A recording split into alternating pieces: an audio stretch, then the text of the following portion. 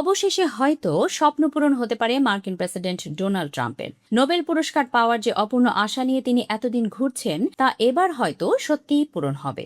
Reuters সূত্রের খবর, দীর্ঘ সময় ধরে দাবি জানানোর পর এবার মার্কিন প্রেসিডেন্ট ডোনাল্ড ট্রাম্পের নাম নোবেল শান্তি পুরস্কারের জন্য মনোনীত করা হতে পারে। ইতোমধ্যেই কম্বোডিয়া, ইসরায়েল, পাকিস্তান তার নাম মনোনয়ন করেছে। ট্রাম্প নিজেও ক্রমাগত দাবি করেন যে 10 মাসে তিনি 11টি যুদ্ধ থামিয়েছেন।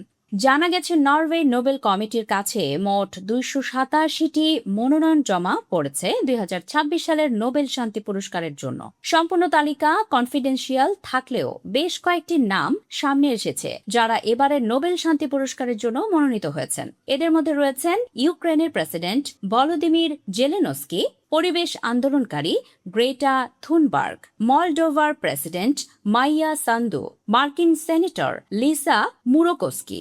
মার্কিন প্রেসিডেন্ট ডোনাল্ড ট্রাম্প ক্রমাগত দাবি করেছেন যে একাধিক দেশের মধ্যে যুদ্ধ থামিয়েছেন তিনি। নোবেল শান্তি পুরস্কার তারই প্রাপ্য। গতবার নোবেল পুরস্কার না পাওয়ায় ক্ষুণ্ণ হন ট্রাম্প। এদিকে গতবারের নোবেল জয়ী ভেনেজুয়েলার বিরোধী নেত্রী মারিয়া করিনা মাচাদো নিজের নোবেল পুরস্কার ট্রাম্পকে দিয়ে দিতে চেয়েছিলেন। তবে নোবেল কমিটি সাফ জানায় এভাবে নোবেল হস্তান্তর করা যায় না।